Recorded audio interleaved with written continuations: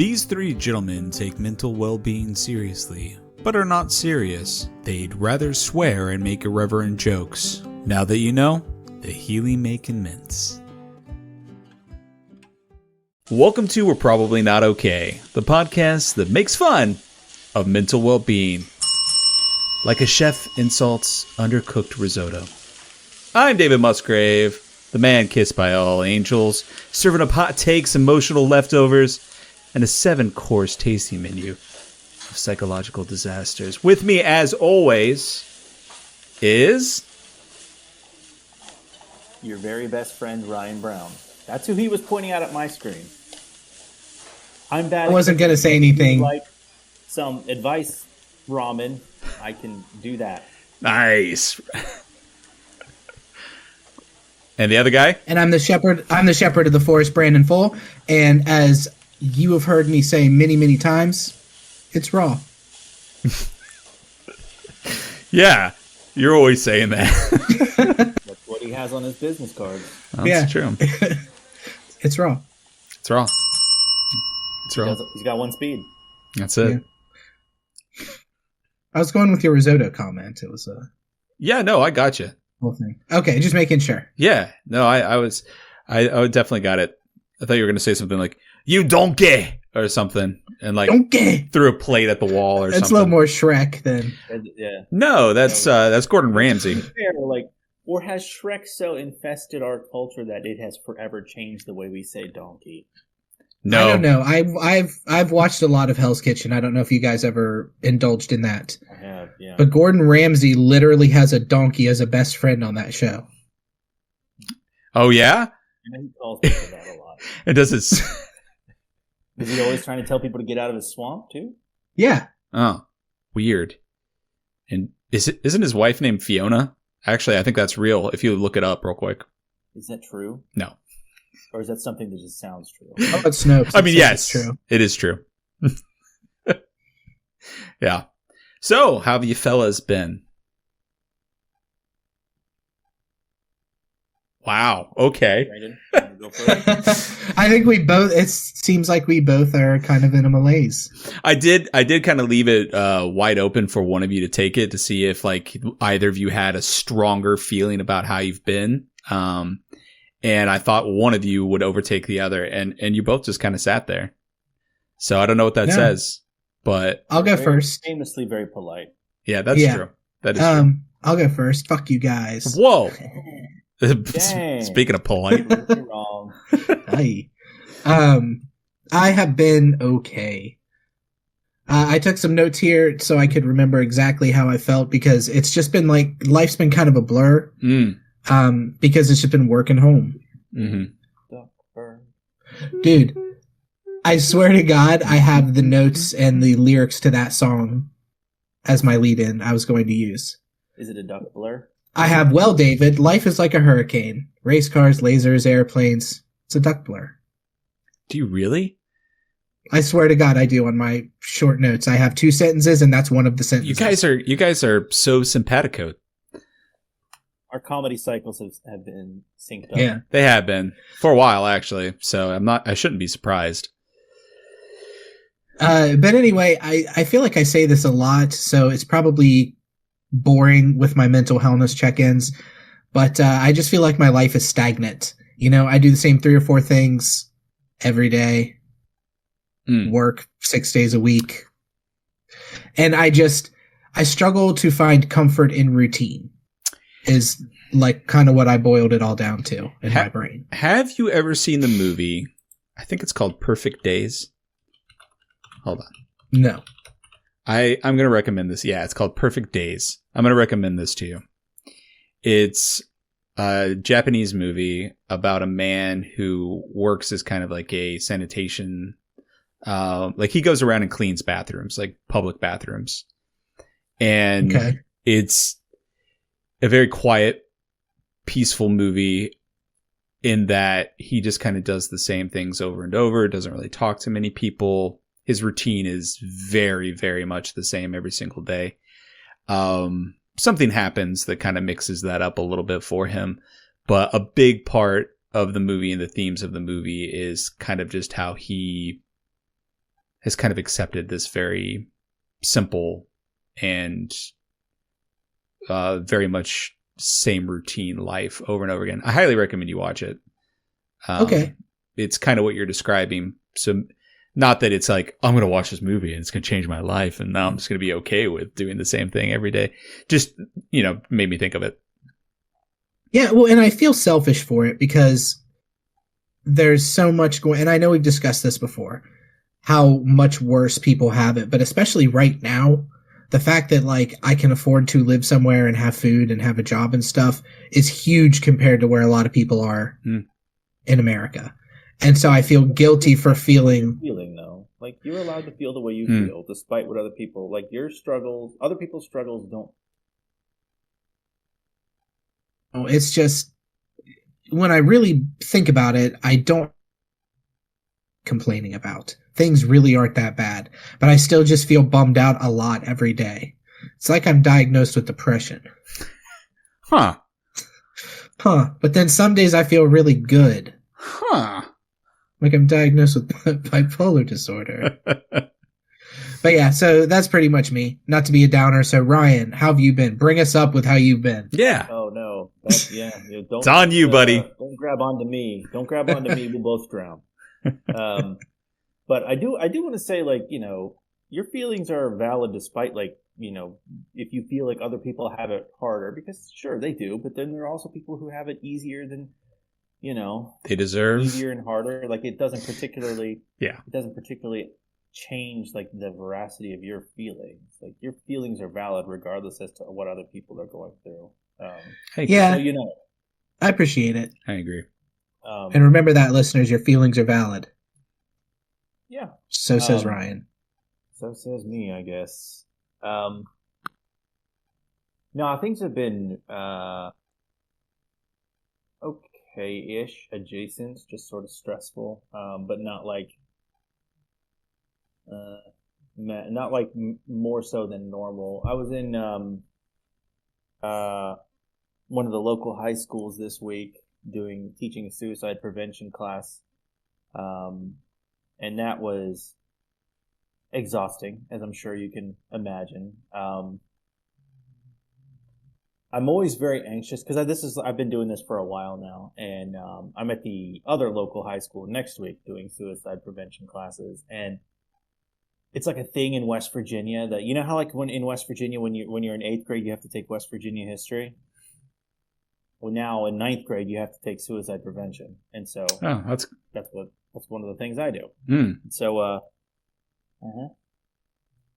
I'm always very anxious about it, but not like teaching the material, because I feel like it's a lot like doing a podcast, but insofar as you have a captive audience, if you're doing well, they're not talking back to you insofar as like, you know what I mean, like heckling you or something like that. but I am always very concerned. I'm always very anxious. Like, are they gonna like listen? Are they gonna actually like hear me and stuff? Yeah. Or are they gonna be like little shitheads like we were when we were teenagers and anybody tried to teach us anything ever? And we were, soaked in ironic detachment and rolling our eyes and a lot of like, get a load of this guy. Yeah. Have you thought about introducing Salvatore in any way? I have not. Oh, that's largely though because I'm also like there's other adults in the room that are. That's fair. Yeah. What are we talking about now? What is it? No, see, it's a guy who likes to drink. How often it comes up? Salvatore makes everything better. I mean, in my opinion. But yeah, that's been my situation lately is a lot of that. And well, how do you feel like you've been doing with it? I feel like I'm doing okay. I'm sure you are, man. You're awesome, and you're good with younger individuals. I've said it to you, like the way that you interacted with Tristan around the wedding and stuff, for example. Like I'm sure, and he's not the easiest of young people to speak with and connect to. So you did that effortlessly, and just knowing your personality and your ability to connect with people and just be real and genuine. That's that's more than most adults probably do with them. That. So, yeah, I mean, I try and I try and like, I try not to patronize. You know what I mean? I try not to. I think that's a big part of it. Them, like, best or like they don't have any experience already. Because the fact of the matter is like a lot of kids in high school, they have experience already with like loss and mental health issues and things like that. So it's not like I'm going to sit here and be like, so sometimes when your brain feels sad, you know, stuff like that. Like I talk about it. It's like, this is what mental illness is. This is how it colors your reality. This is how it changes the way you perceive things, et cetera, et cetera. And sometimes like you can struggle to a point where it seems like death is the easier option. And what do we do when someone in our life is like that? Kind of thing. What do we do when we feel that way? Stuff like that. So it can be. It's not something I don't feel qualified to talk about because I've been a social worker for like 10 years at this point. Right. But it is still emotionally exhausting. Like by the end of the day, I'm like, I just want to watch Superman. Oh, of course. And drink Coke Zero. And drink whiskey straight from the bottle. Yeah, no, that's not you. I know. I know. But then next week, like I said, I got to do it again. So I usually correspond with like a lot of the local school guidance counselors. Like they're usually the ones that request to bring me into the schools and stuff like that. And I've been to several at this point, and I have several more that I have to do through the month of November and December. But yeah, it's good. I like being able to use my personality to help people and communicate with people. Like I said, I feel like it's a little bit like doing the podcast where you are kind of making goofs about mental health, but in a way that's normalizing and not stigmatizing. You know what I mean? Which is I feel like what we do. Like we make goofs about our mental health and mental health in general, but we're not shitheads about it. We're not like, correct. You know, we're not using pejorative terms or whatever. We're doing it in a way that makes people feel seen and normalized and in a way safe so that they can in turn, you know, get the help that they need eventually. Right. But, I've kind of wondered, do you guys ever hear feedback as far as the podcast goes? Because I hear feedback very, very rarely about our podcast, but I know you guys will hear stuff sometimes. Do you ever hear that like we are helpful to people in any sort of capacity?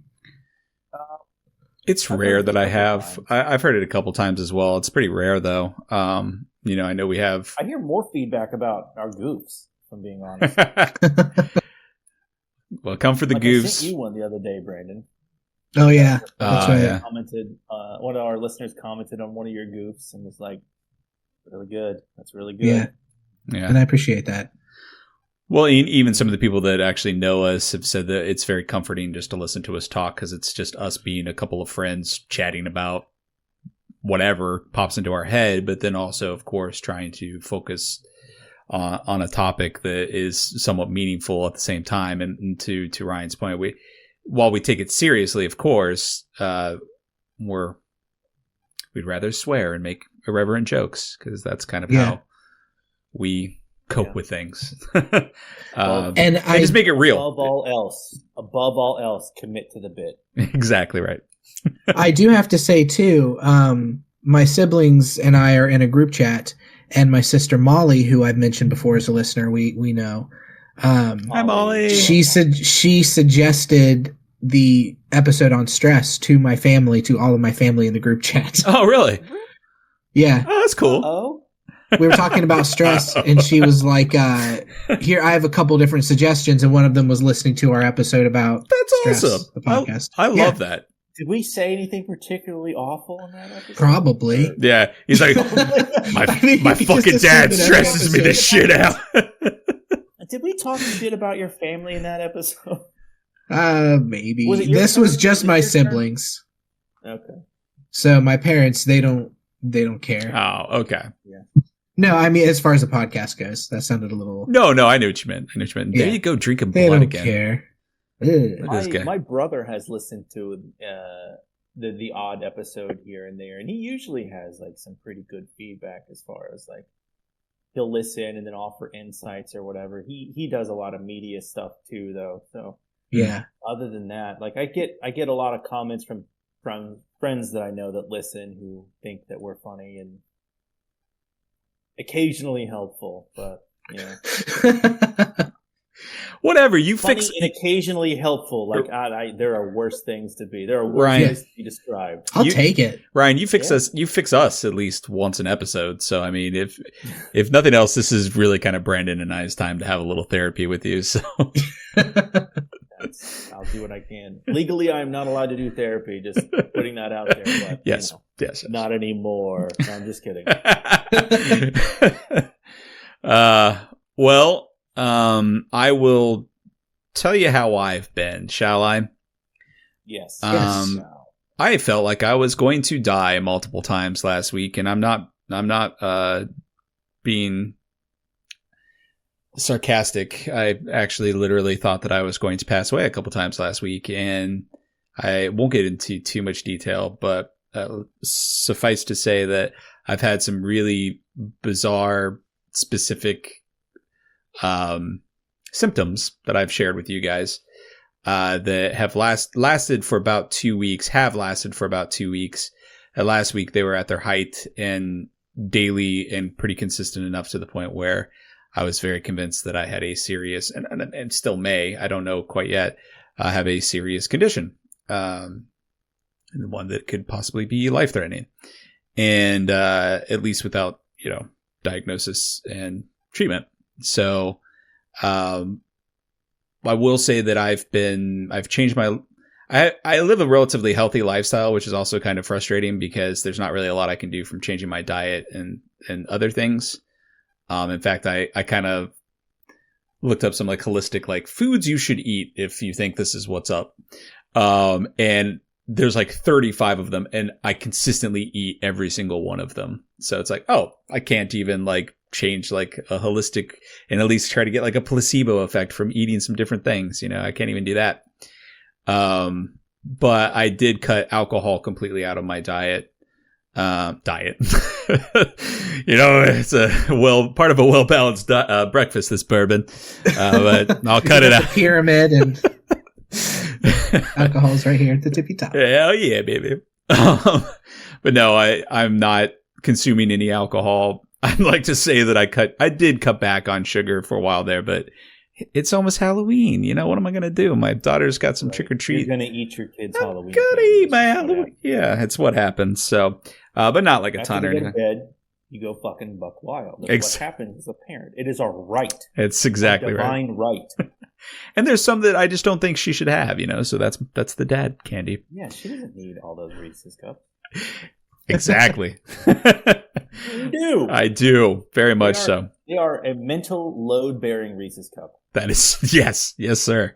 Not wrong. But we get ahead of ourselves there, so hold that one. But, so all that to say that, I did start consuming more of some things, including like drinking a lot of green tea and just some other things. And I am feeling better, I'm happy to say. Finally, it felt like it just consistently the same level of pain and symptoms. And then finally 2 days ago, it started like, okay, now it's happening later in the day and not as much. Now it's happening even later in the day and not as much. And now today I can say that while I have the symptoms, even now I can feel some of the symptoms. They're very, very mild. So I'm hoping, and it gets worse at night. So I'm hoping as I lay down to go to bed, it stays mild and I'm past the worst of it, or I just got sick and had an infection that my body was fighting or something. Who knows? Did you go? You said you went to the doctor? I did go to the doctor. I got the full blood panel and like urinalysis and all that jazz. And some things were off that point to some of the things that I feared. But then I get like, even though like there's escalated levels of things that shouldn't be, I get a message from my doctor and it's like, I'm happy to say that all of your levels are within range and there's nothing to worry about. And it's like, okay. Is your doctor a wizard? Yes. I'm happy to say. He takes his long pipe out of his mouth. Yeah. I am happy to say. Your doctor operates out of Eureka's castle. Oh, hell yeah. I wish I could go to Eureka's castle.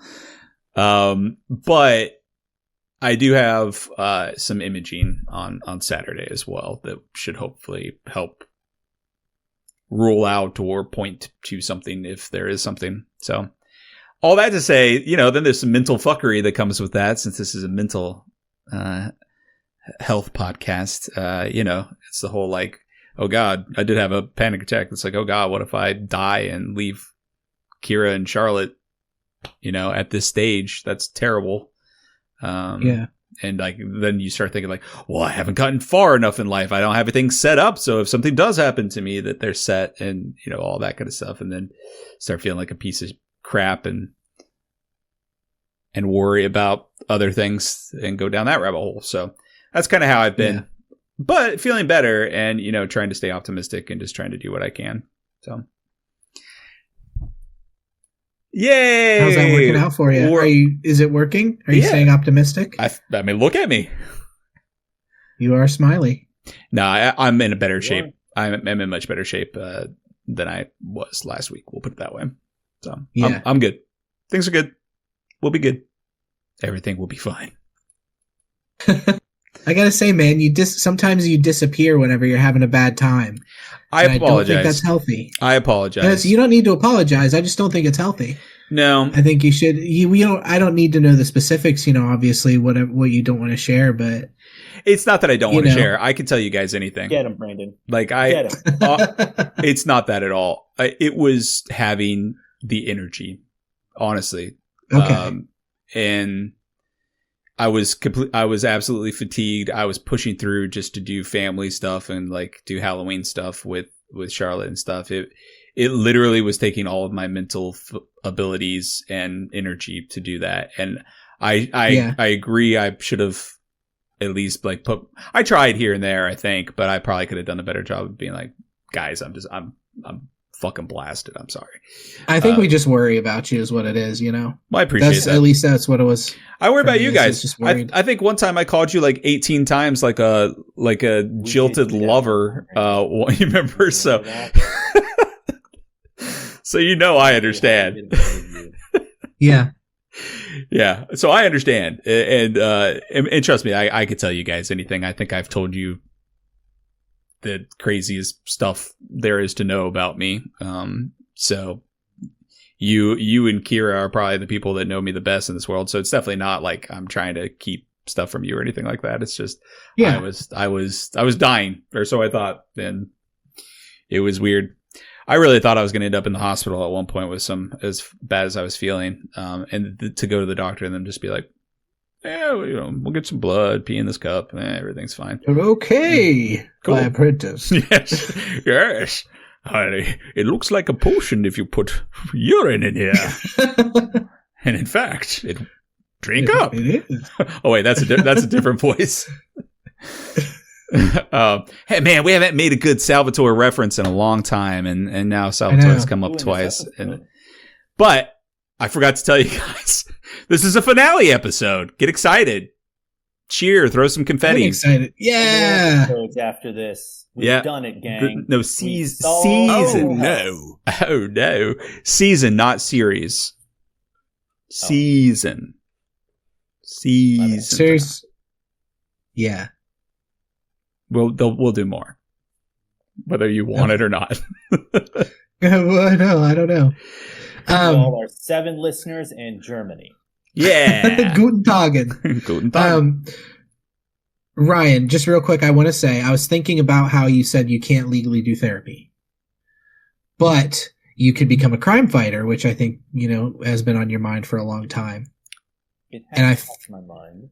Your crime fighter name, just try this on for size. Fuck yes. The Therapist. Fuck yes. Yes. I like where your head is at, although I think there are other connotations that would be seized upon, perhaps by the media and the criminal element. It sounds more like The Boys hero at that point. Then, yeah. Damn, the Therapist got me. The Therapist. Right. See, you hear it now. Yeah, I do. I just had to say it out loud a couple times. Yeah. Chew it around. Therapist. It's good, though. It's good. I like it. Yeah. We'll do something with it. We'll workshop. File that away. We'll workshop it. Absolutely. So grab your mental spatula, preheat your... I'm going to say that again and edit this. So grab your emotional spatula, preheat your coping mechanisms to 375, and let's saute some feelings until they're lightly charred and deliciously dysfunctional. We're talking food, boys, if you can tell. That's the topic du jour. So, I have some questions that I'd like to ask you. I'd like to get to those relatively quickly, if that's okay, because I have 2 games that I think are going to be pretty fun as well. Ooh. Since this is a season finale, we'll have a little fun. As you can tell, I'm a little more prepared with some segues and intros. Really doing it right for finally in our 74th episode. I finally got my act together. You guys ready to talk food? I am. Food is one of my favorite things on earth. And that's also something that made me sad when I thought I was getting sick or something was wrong. I'm like, oh no, I'll never enjoy food ever again. It's over for me. Ryan, have you ever noticed yourself stress eating? Yes. Yes, I do that. That is a thing that I do. Next question. No, I'm just kidding. Elaborate. Speak on that. No, I just, whenever I feel... No. No, fuck you. All right, bye. Whenever I... End of call. Whenever I'm very worked up, whenever I'm very... It's usually more self-esteem related than stress related, because when I get too stressed, I can't eat. I'm just like a ball of vibrating anxiety.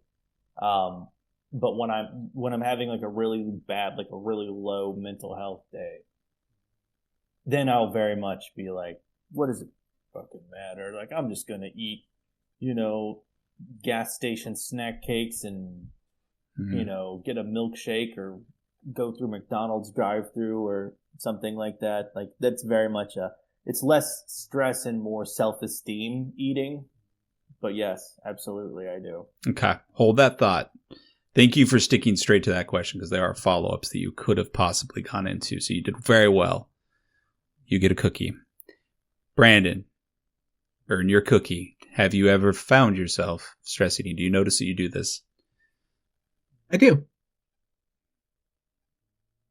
Speak on that. I was just hoping for that cookie.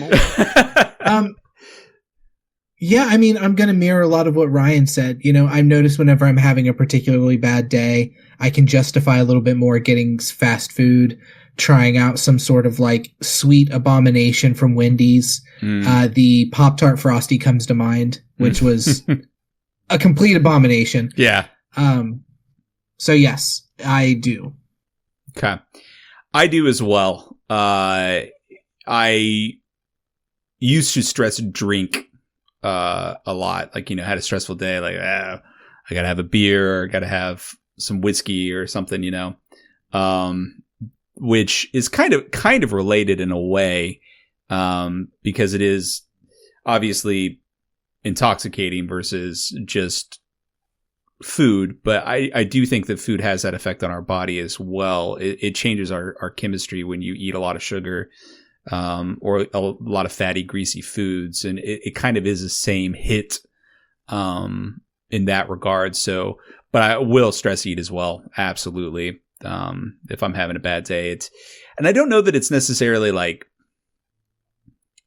a fuck it, what's the point type of a thing, as it is searching for comfort. But we'll get to that in a second. Ryan, do you think emotional eating is a problem, or do you think it's just a human coping mechanism? Do I think it's a problem that exists, or a problem for me specifically? Well, I obviously people take it to an extreme, and I'm not talking about like disorders. I'm not talking about bulimia or anything like that. But just the act of seeking comfort for food, emotional eating. Do you think that in and of itself is a bad thing, or do you think that's just kind of a coping mechanism? I don't think it's inherently a bad thing, because I feel like we as people, like, sharing food and sharing resources is something that we've done since like caveman times. It's one of the things, like, our ability to work together is one of the things that makes us human beings. And part of that is sharing meals together. Part of that is sharing, food.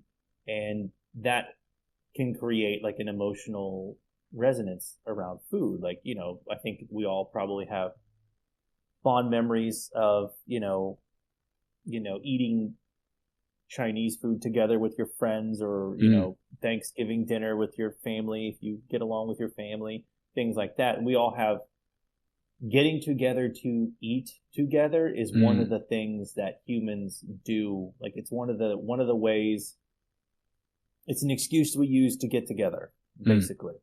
So I think that emotional eating doesn't necessarily have to be a bad thing. I think it can be a good thing as well, because emotions, despite what the Vulcans would tell you, emotions drive a lot of the things that we do. And it's not always bad, like, love, emotion, affection, all those other things. And, eating together, eating specific things together with people can be a wholesome and positive experience too. It doesn't necessarily have to be bad. I haven't thought about it like this, but you made me think about it that way. I mean, that's like a wake, for example. That's what you do. You get together and you bring a bunch of fucking food and you sit around and you cry and you eat.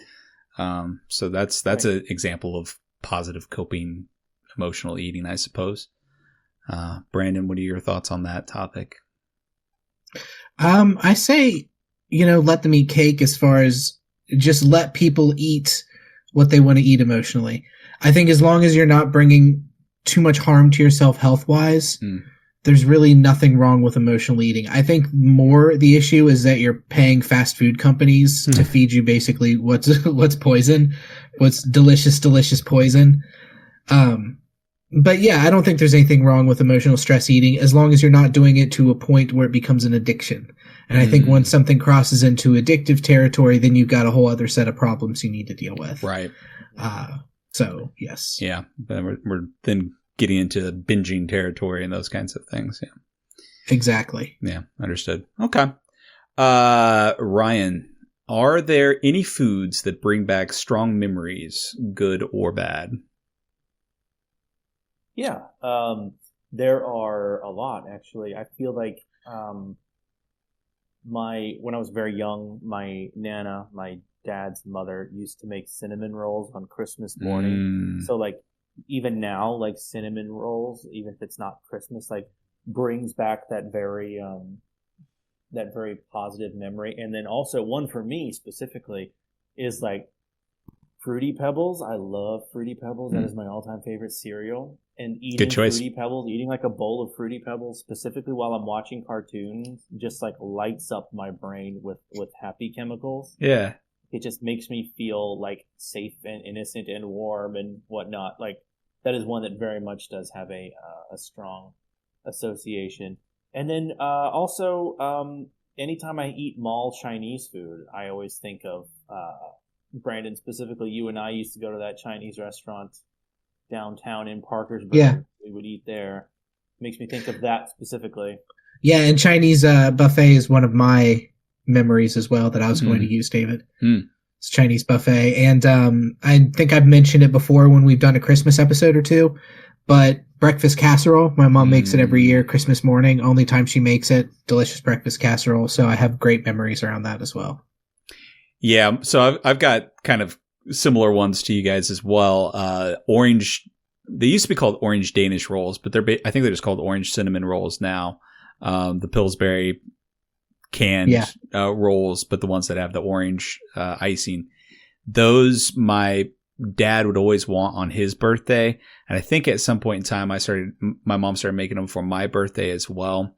So I have like a very, if anything tastes similar to that, or if I have those, that takes me right back to that. It's kind of the morning celebration, birthday kind of celebration. What does it taste like? I'm not familiar with that. I mean, it tastes like sweet orange peel icing. It's got kind of that, not orange, but orange peel specifically, like an orange zest, in like a sweet icing. Very similar to what you put on just the regular cinnamon roll, Pillsbury cinnamon rolls, but with that like orange zest in it. That's it. And then the cinnamon roll base is pretty much the same thing, but there's something just very specific about it. There's nothing that really, there are things that are kind of close to it, but for the most part, it's singularly its own thing. Yeah, they're pretty awesome. They are pretty awesome. I love them. I kind of want some right now. But then, of course, like around Christmas, we make this candy we call Christmas candy that has come from my great grandma. It's basically like Karo syrup and sweetened condensed milk and butter and pecans, and you just stir it and stir it and stir it on the heat, and then you take it off and you stir until it like cools completely. And it takes like 3 hours to make, and it hurts by the time it's like really thick and you're stirring. And then you spread it out and you let it cool and you cut little chunks of it. It's kind of like a fudgy caramel. So good. Again, something that nothing really ever tastes like it.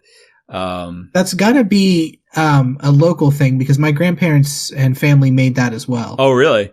I wonder if that's like a regional thing or something. I've never met anyone else that's family has made that. So that's awesome. We're Christmas candy brothers or Christmas candy cousins. Aww. That's better, yeah. It's got a good ring. Yeah. And there are, I mean, a ton of other things, especially around the holidays. Like a lot of holiday foods will do that. But again, I said we'll be quick. So this one could be just a very quick answer. Ryan, what is your ultimate comfort food, and why do you think it makes you feel better? It is a chicken burrito from Chipotle. I allow myself to eat that usually once a paycheck, so once every 2 weeks. Nice. Or unless something absolutely emotionally exhausting or terrible has happened, then I will also do that. And I don't particularly think there's an emotional component to it. I just think it's delicious and I love it. Yeah. Nice. Good answer. Brandon? So my comfort food changes a lot, but lately what it has been is, those frozen banquet meals? This is one called Dynamite Penne with meatballs. And it's like penne, a spicy marinara sauce, and meatballs. And there's like 8 or 10 meatballs in it, so it's pretty good size. And you microwave it for like 5 minutes, and it's delicious. You're a little meatball boy, aren't you? I am a little meatball boy, yeah. It's like, I kind of thought... I'm just a little arm sticking out of a meatball. Help me. Because I thought you were going to say meatball sub, so... No, meatball subs like special occasions, but it's not really like a treat. Comfort. It's more of a stress eating food. I gotcha. I don't like meatball subs because they're work and they require skill to eat, which is not what I'm. You do have to be skilled. They're sloppy, yeah. Yeah. You do have to be skilled. You have to bite that thing. If you squeeze it too hard, the meatball just pops right out. It shoots out. And not only does it pop out, it pops out all over your pants, and those pants are ruined. Yeah. Didn't I make I had AI make an image of a shotgun blasting meatballs for you at some point. You did, yeah. Brandon. Don't know why, but that's just what that reminded me of. Yeah. Meatball shotgun is its own reason. Fair enough. Mine is a really good cheesesteak. I enunciated so you didn't think I said cheesecake. But a really good cheesesteak. I don't eat them often, but it is something I think about when like I want comfort, and I'm just like, man, what would I want? Talking like a Philly cheesesteak, or Philly? Is that what a cheesesteak is? Yeah.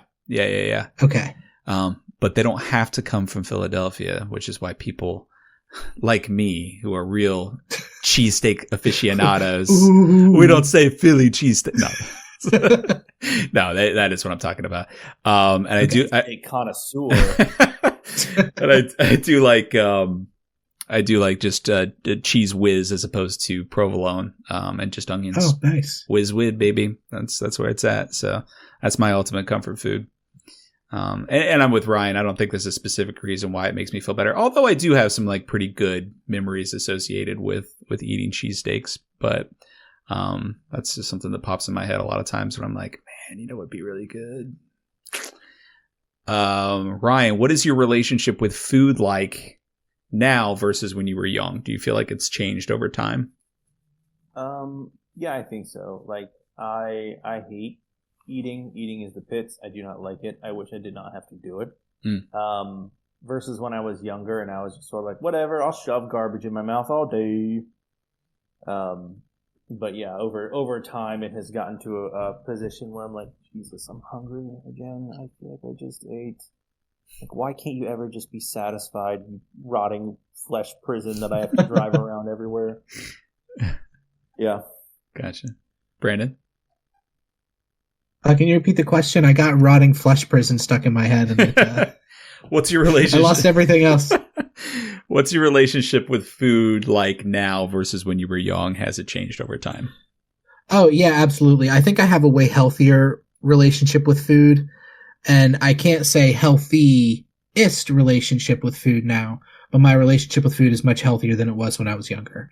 I had a lot of problems. I wouldn't say I had an eating disorder because I never intentionally, I didn't have bulimia, I didn't have anorexia, but I've always been very obsessed with my weight and with my food intake. Yeah. And when I was younger, I would go days barely eating anything. Like I'd heard somewhere that melting an ice cube on your tongue would burn 10 calories because your body is using that just to heat it up. So I would have a cup of ice cubes and I would just have one on my tongue all day. Wow, really? I was just obsessed with this kind of shit. But now, I realize that I still could eat better.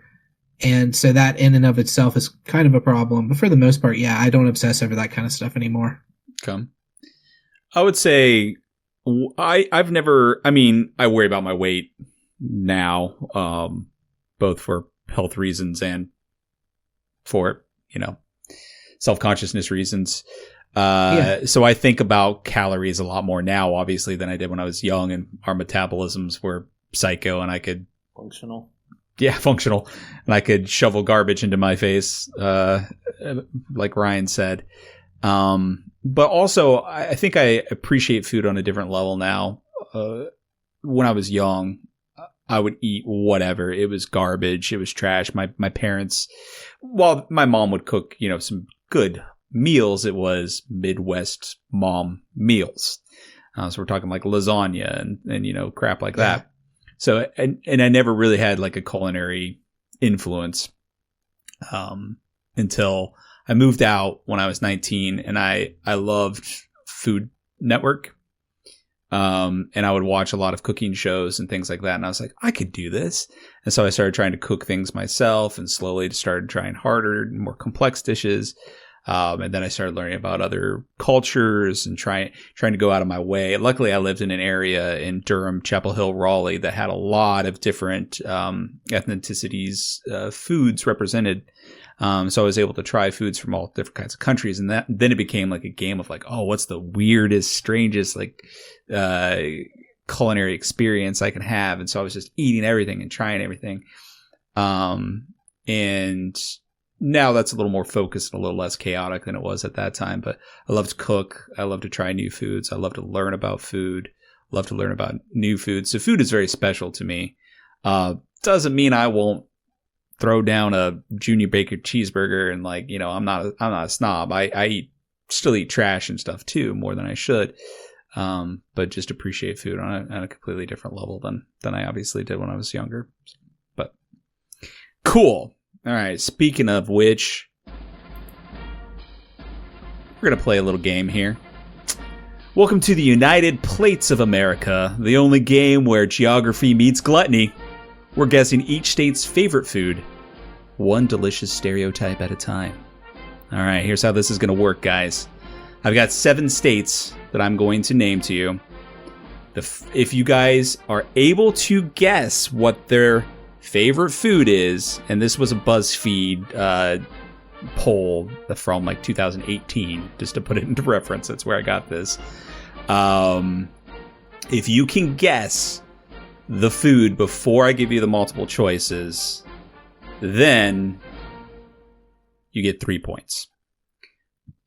I will then, if neither of you can get it, I'll give you your multiple choices, and the first person to say the correct answer, let's go you can say letter or the actual food item, I don't care.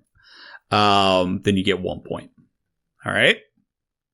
Everyone understand the rules? Ryan, you look super stoked for this one.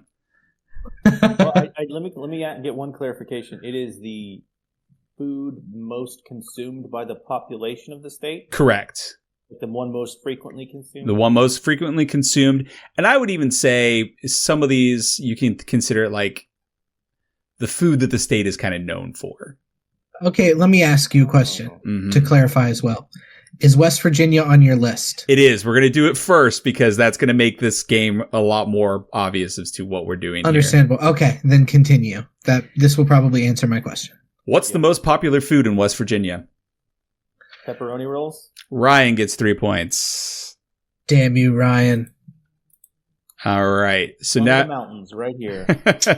So, and the options were ramp pie, biscuits and sausage gravy, Appalachian apple cake, and pepperoni rolls. So that gives you kind of an idea I don't of know what an Appalachian apple cake is, but it sounds amazing. Sounds great, right? I don't either. Is it a real thing or did you make it up? No, it's a real thing. I got these as like from a list of like foods that are consumed in these states. And that is one of them. Let's look it up real quick. Ramp pie sounds horrific, though. I would eat it. Ramp pie sounds like ramps are like onions, aren't they? I've never had a ramp. I think they're like wild garlic. Well, what else would you put in the pie besides the ramps? I guess that would depend on whether I would eat it or not. How much you hate yourself? Oh, yeah. All right, Give me more ramps, please. Appalachian apple pie serves up a zesty taste of fresh baked green apples between layers of shortbread, accented with a lemon zest. So I guess it's like layered apple pie with like lemon in it as well. Sounds amazing. It does sound really good. This picture I'm looking at. All right, ramp pie. Somebody told me that you can put cheddar cheese on apple pie. I've heard the same thing. I think it's a Midwest thing. It sounds ghoulish. No, it's good. Yeah. Cheese and fruit go incredibly well together. Cheese is actually like, there's a reason like at like fancy restaurants, you eat dessert and then you eat a cheese course. Because cheese is often considered to be kind of like an end of meal type of a thing. And it goes really well. Like people put like jam and stuff on cheese, like on a charcuterie plate. You'll often see like a blueberry compote or something like that. It goes really well together. Ryan doesn't believe me, but I believe you that it's a thing. I believe you that it exists. Yeah. I meant that you didn't believe me that it was good. I don't believe it would be good for me personally. Fair enough. Diplomatic. And ramp pie looks like it's kind of like a quiche. So it's got eggs in it. So it's I wouldn't be bad. No, I don't think so. I like quiche. Yeah. Who doesn't like quiche? All right. People that don't like eggs. What is the most popular food in Kentucky? Chicken. Yeah, is it chicken? Is it fried chicken? No. You had your guess, Brandon. Ryan? I don't even know. I was also going to say chicken. What are our options? Okay. All right. Do I get to guess again? Yes, you get to guess again. And I'm wondering, I think now that we're playing this, I think we are going to take turns. So, Ryan, you won the first round. Brandon, you guessed first this round, so we're going to let you go first with the multiple choice as well. Because if you think about it, the first person gets first guess, but one of them gets eliminated if you get it wrong for the second person. So, and we'll take turns every other round. All right. Your options are A, fried catfish, B, burgoo, C, hot brown, D, bourbon pie. Hot brown. Just like this man up here as a hot brown. What? I don't even know what some of these things are. I really need clarification. Okay, so fried catfish. You go to Kentucky and you have a hot brown. Catfish is this fish that swims and then you fry it. Sure, yeah. Burgoo is like a stew. It's got like a bunch of different kinds of meats, and it's got like pork and chicken and beef in it, and then other stew items, carrots, and maybe celery and some other stuff. I don't know. It's something like that. That's burgoo. Hot brown is a sandwich that is basically like smothered in gravy. See, I never would have guessed sandwich. I also would have guessed the soup, frankly. Yeah. Oh, hot brown soup. I knew there was gravy involved in the hot brown, but more so I just wanted to say the phrase hot brown. Yeah. Yeah. So was I correct? Was hot brown right? Yeah, you were correct. Yes. Yeah. Hot brown was correct. Yeah. Bourbon pie is like terrible. A pecan pie. Yeah. I love a good pecan pie. Me too. Chocolate bourbon pecan pie is my favorite. All right. We're moving west to Missouri. Ryan, do you have a guess for what the most popular food in Missouri is? I don't even know what they're known for in Missouri. I don't even know. I couldn't even begin to tell you what they're known for in Missouri. This one is tougher. So I'll default to Brandon on this one. Brandon, do you have a guess before we go with the multiple choice? Well, what do we know about Missouri? Missouri is the cap of the Meemaw elf, correct? From the map? Do you know what I'm talking about? I know what you're talking about, Brandon, and I think you're right. Okay, I appreciate it. Thank you, Ryan. So they're hat-like in appearance. They are based on famously hat-like in appearance. Yeah, now think of a food that relates to hats. Ratatouille. Right. No. Okay. I like how you got there, though. That was better than I was going to do. I couldn't think of a hat-based food. All right. Ryan, here are your multiple choices. A, gooey butter cake. B, Provel cheese pizza. C, toasted ravioli. D, barbecue ribs. I'm going to say barbecue ribs. Brandon. Maybe I'm just hungry. What was B again? Provel cheese pizza. And C was what? Toasted ravioli. Missouri. I'm going to say B. Bang. Oh, you What is motherfucker. that? What is a Provel cheese pizza? Let's look it up. I assumed that fucking Missourians were like, oh, let's put Provel cheese on our pizza. Fucking stuck up What is Missourians. Provel cheese? I don't know. It's a St. Louis style pizza.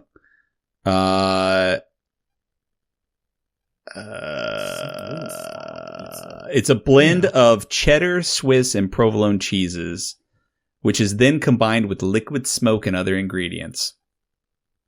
Results in a gooey, creamy, and slightly smoky flavor. Okay. Gross. I don't like liquid smoke usually, but I mean, Yeah. I like the flavors sound good, but I don't like liquid smoke. So, all right. So, how do we want to do this? Do we want to keep going? Do we want to give Ryan one more chance, and if he doesn't get it, you get the point then, Brandon? Or do we just call it I think we just zero? call it.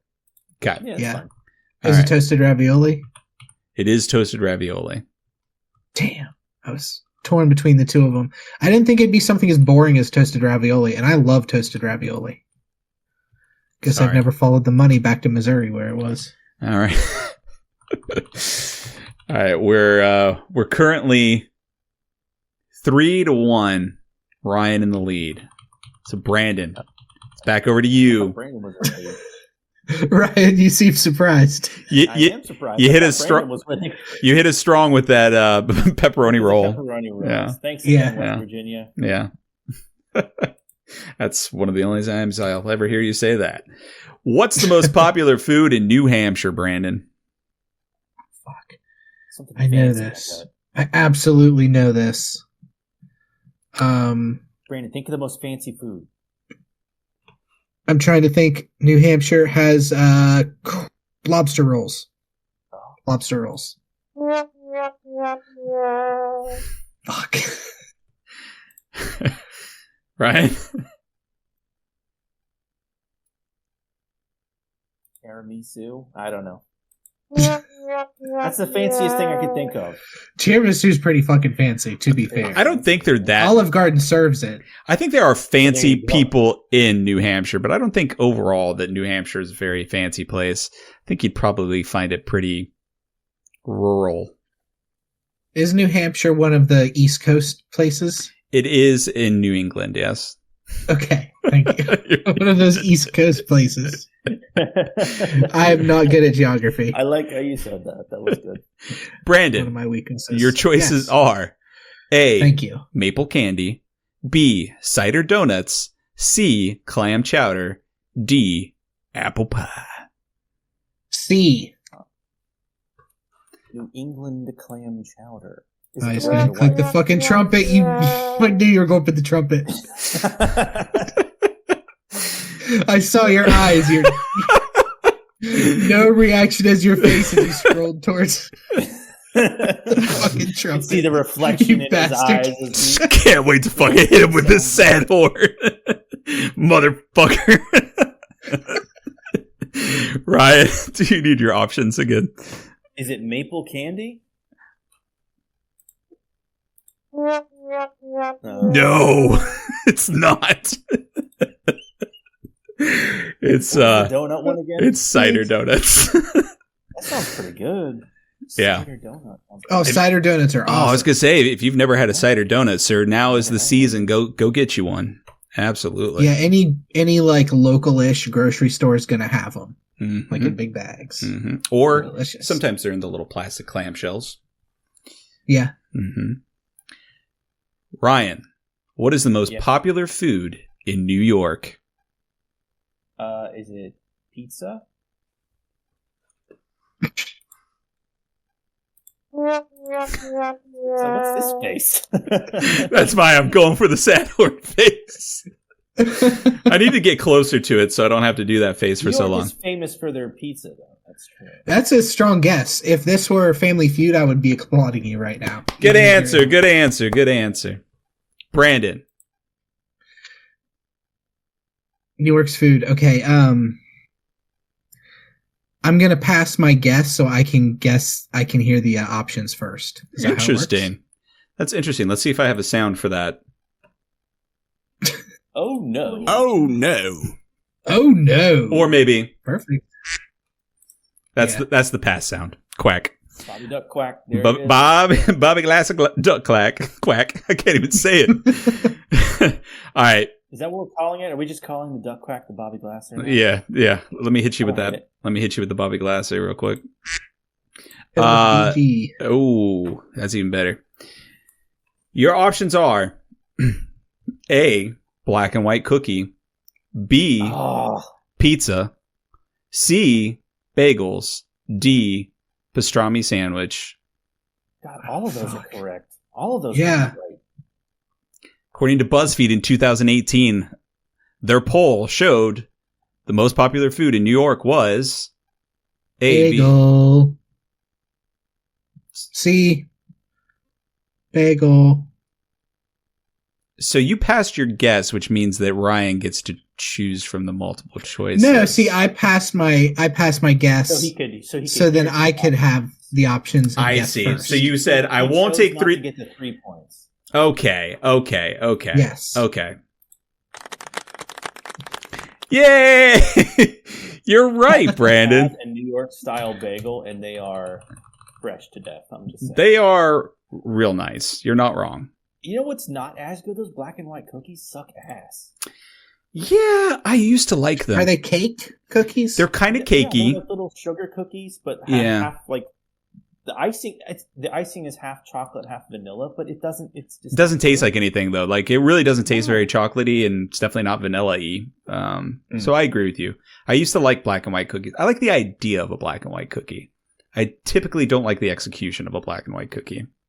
Now, see, I love a sugar cookie with icing. That shit is my jam. I But do those, love those. Are just not good. The That- black and white cookies. That's a Christmas memory trigger for me is sugar cookies. Yeah. Oh God. If the icing's just right, it's like kind of crispy on top, but like kind of almost melty underneath that layer of crispy sugar. Oh yeah. I could get one of those in me right now. Therapist. Brandon, what's the most popular food in North Carolina? to the hand, he says. Oh, that's his catchphrase. That's perfect. Talk to the hand. In North Carolina, you said? Yeah. Oh, this is where you're from, right? Or where you're currently That's- residing? Yeah, it's where I've lived for the past 20 some years. Yeah. Yeah. Yeah. What do you like? You like. You like so much different stuff. I'm going to say tacos. Tacos. Yes. Okay. Yeah. Ryan. The trumpet was coming. What's the most popular food in North Carolina? Is it catfish? It is not catfish. Brandon. Yes. What are my options? Is it A, pulled pork barbecue, B, Brunswick stew, C, liver mush, D, cheerwine cake? Fuck. My first guess was Brunswick stew, but I remember you making cheerwine cake. And there was a reason for it. But I'm going to guess Brunswick stew. Damn it, no. No, please. Please, not the trombone. Not the trumpet. Ryan, do you need your options again? Yeah, hit me again. I think I have A, pulled pork barbecue, B, Brunswick stew, which we know is not, C, liver mush, or D, cheerwine cake. Okay, I think it's pulled pork. Yeah. Correct! What the fuck is liver mush? It's just that. It's like awful. Awful, not awful. Awful, like innards. Awful. Liver, like all minced into that was a pate. Created on a bet. How did you know it was pulled pork? I don't know. I know that in the South, like, pulled pork barbecue is a big thing. Oh, okay. That's true. I had a friend of mine who specifically told me a story about one time going to North Carolina and stopping at this amazing barbecue place. So I was like, I wonder if that's it. Okay. That is it. And I love pulled pork barbecue. It is very good in North Carolina. It is very good everywhere. But liver mush, though, yeah, it's basically like a pate of liver. And you'll see it like sometimes sold in like the little square packages next to like the sausage and stuff. Look in your grocery store. I guarantee you, if you look, you'll see, especially up there by Pennsylvania and Ohio and into West Virginia. I'm sure you guys got that all over the place. You guys are lousy with liver mush. Okay, who are we? I think it's Ryan's turn to guess first this time. Is that correct? Yes. Last round, points are doubled. Stakes are up. Shit. Ryan, you've got 4 points. Brandon, you've got 2. What is the most... Good job, Brandon. Ryan, what is the most popular food in Alaska, according to a BuzzFeed poll in 2018?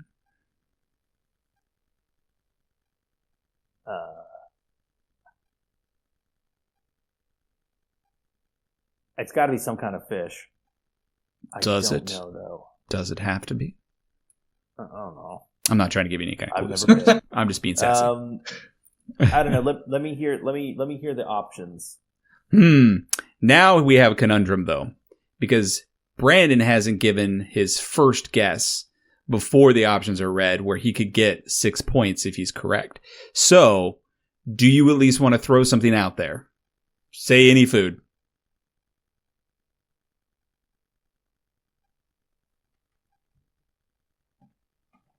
Any food. Anything you can shove in your mouth. Okay, I think though, just to make sure you're clear, the reason we were able to do this last time is because you had given your guess before the options were given. I can also say in a million years I will never guess. I think I have an idea, but I'm not even remotely close to what it is. Let's see. I haven't heard of like 90% of these foods. Name a food, Brandon. I'm going to say lutefisk. Okay. I really got to keep my cursor closer to that sad horn button. All right. Ryan, your options are A, king crab legs, B, ice cream, C, salmon loaf, D, reindeer sausage. Is it king crab legs? Brandon. I've heard of Alaskan crab. For the steal, for the win. Well, actually, you know what? You'll only get 2 points, so you'll tie. For the tie. We can come up with a tiebreaker, though. For the tie. Okay, for the tie. Is it A, king crab legs, B, ice cream, C, salmon loaf, D, reindeer sausage? I am going to guess ice cream because it's weird enough to have made a BuzzFeed list. Hey. Congratulations. Apparently, at one point in time, per capita, they were the largest consumers in the nation of ice cream. What else is there to do? I think it's just because they're so cold all the time. Like, it gets warm for like 1 month, and they're like, all I want is ice cream. I miss the cold. I don't know. But yeah, that was a weird one, right? Okay, so we're now tied. So I gotta find that list again. Hang on 1 second. All right, for the tiebreaker, this is how we're gonna do this, gentlemen. I'm gonna name a state. I just want you to guess until the first person says the correct answer. All right, Illinois. Baked potatoes. Deep dish pizza. Ryan off the bat with deep dish pizza. Chicago. Congratulations, Ryan. You are the first winner ever of the United Plates of America. Thanks for playing, gentlemen. Now, does he have a good title? As the winner of the United Plates of America? President of plates? He's our good as any, yeah. Wait, if it's POTUS, it would be POTUP. He's the POTUP. POTUP. I'll take it. I accept this title and responsibility. All right. We'll have your inauguration on the next episode. All right. One more game. This one will be quicker, I promise. Welcome to Draft or Die, Beaties, the Sugar Soak Showdown where we battle for candy supremacy. The rules are simple. Pick the most popular treats, build the ultimate candy roster, and pray your sweet tooth leads you to victory before your glucose levels tap out. Are you ready? We're going to draft best-selling candies in America. All right, so I am going to send you guys... I'm going to send you guys, in no particular order, a list of the top-selling candies in the United States in 2024. And this is based on like Forbes and other like consumer reports and stuff like this. Okay. And I will send it to the... Hang on 1 second. I should have done this before now.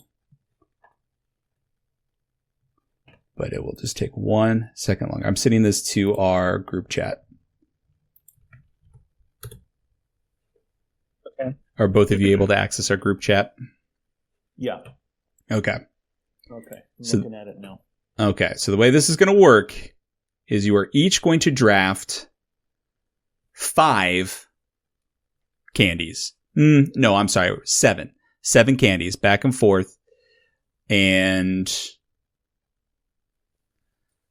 the top 3 are worth... So it's basically going to be in rank towards the top. Like if it was the first, you'd get 25 points, and then 24, and then 23, all the way down. However, the top 3 are worth extra points. The top spot is worth 30 points. The second spot is worth 25 points. And the third spot is worth 23 points.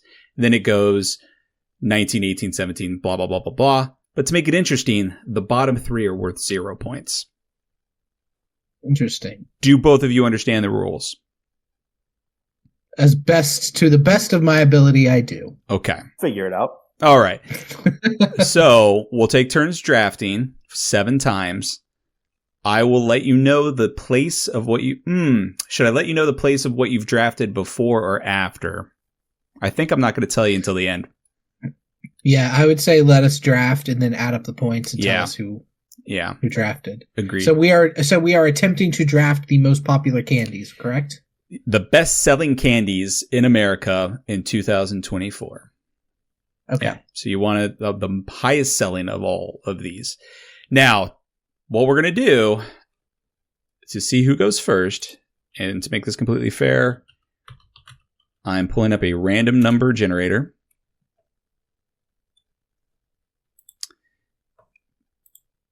And I am generating a number between 1 and 10. And the person closest to it gets to go first. Ryan, what's your guess? 7. Brandon, what's your guess? It was 7. 4. You motherfucker. I'm sorry. Yeah. I'm sorry. I get. You got so upset. So competitive. I'm looking over this list, and I'm like, all right, what do we eat? What is America like? Ryan, what's your first draft pick? My first draft is York Peppermint Patties because they are my favorite candy. York Peppermint Patties. Okay. And Brandon. I'm going to say Butterfinger because it's my favorite candy. All right. Butterfinger is first choice. Okay. And Ryan, what is your second draft choice?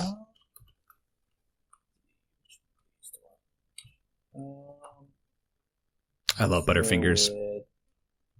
Butterfingers are good. Let's go with Reese's Peanut Butter Cups. Reese's Peanut Butter Cups is Ryan's second choice. Brandon, what is your second choice? I'm going for a strategy pick on this one. Oh. I think that this is going to be the highest selling candy in America. Okay. Instead of my favorite candy. I'm going to say gummy bears. Gummy bears. Haribo. I love gummy bears, and I love Haribo gummy bears.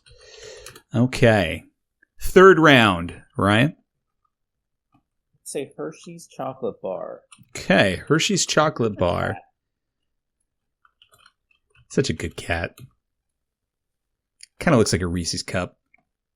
Yeah. No.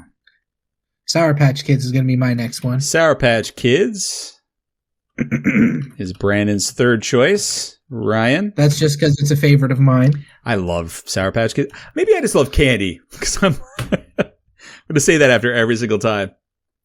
I love Dove chocolate bars. Say M&M's. M&M's. Okay. Fourth choice, Brandon. Lindor Truffles. Oh, Lindor Truffles. You are a fancy boy. I'm a meatball boy. Fifth round. We're getting down to it. Not a lot of sweet choices left. What do you got? I'm going to say... I'm going to say Snickers. Okay. Ryan secures Snickers in the fifth round. Brandon.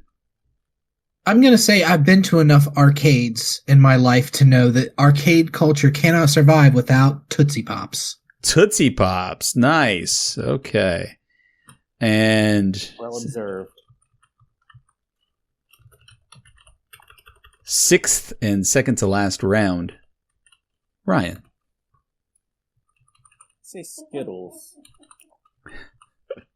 You're laughing at Caroline in his face. Skittles for your second to last choice, Ryan. Brandon. All right, I just want to say Baby Ruth. Baby Ruth. All right. Cultural classic on that one. All right. I believe that brings us to our final picks. Ryan. What is going to be your last choice? I'm going to say Junior Mints because I also like those a lot. You like mint chocolate, huh? I do, yeah. Yeah. That is, I do like York. Junior Mints, take them and leave them. Brandon. My first choice, but I still like them. Yeah. Have Twizzlers been picked yet? They have not. Then I will pick Twizzlers as my number 7 and final pick. All right. The scores have been tallied, thanks to an Excel spreadsheet that I created beforehand. And it's a very clear victory for one of you. Very clear. The winning score was 116. The losing score was 71. Damn. And Brandon, who do you think had the 71? I think I did. I was hoping you'd say Ryan so I could say I'd horn you. That is correct. Ryan, you are the first winner of Draft or Diabetes. I guess we'll call you the Sugar Daddy. Yes, perfect. Let's call him a different thing. The therapist. He's not doing great with the names today, I feel like. I don't know. You know, we're still trying. So I'll read a little bit of the details here. Ryan, you got the top 3 choices. You picked Haribo wasn't in the top 3. Reese's Peanut Butter Cups was number 1. M&M's was number 2. Snickers was number 3. Ryan, you secured the 5th spot with Hershey's Chocolate Bar. And the 6th spot was Skittles. The only one you missed was number 4, which was Kit Kat.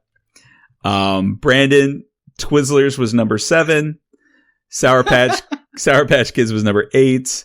Tootsie Pops was 11. Gummy Bears was 12. Butterfinger was 14. Baby Ruth was 17. Yeah. I just wanted to do the voice. Fair enough. That was a vanity pick. A whole bit. Then Ryan, we get back to one of your choices, which was York Peppermint Patties at number 20. Brandon came in 21 with Lindor Truffles, earning a whole 2 points with that one. They're so good. So fucking good. They just don't sell. They're in the top 25 candies in the U.S. That's still pretty darn good. And then Ryan, you earned 0 points because Junior Mints was at 24. So that's okay. They're there for me. Yeah, exactly. Again, still in the top 25. That's not a bad selling candy. I kind of thought the way that I structured this with the points that one of you would get like number 1, one of you get number 2, and then one of you get number 3, and then one of you would get like number 4. But Ryan took 1 through 3 and 5 and 6. Or I'm sorry, 6 and 7. He's a competitor, and I gotta say, at the end of the day, you just did better than me, and congratulations, Ryan. Thanks. I am famously competitive. That's true. And that's why you are not only the POTUP, but the Sugar Daddy. And the therapist. You earned 3 titles today, man. You earned 3 titles. This was a good episode for you. What a finale. What a finale, gentlemen. Put that on my resume. What a finale. And that's today's emotional entree, served with a side of unresolved issues and a drizzle of enlightenment reduction. I hope you guys enjoyed that. Thank you for dining with us today here at We're Probably Not Okay. Ryan, do you want to sum up the concept of food or whatever it is you do at the end of these episodes? I mean, I don't know how to sum up the concept of food.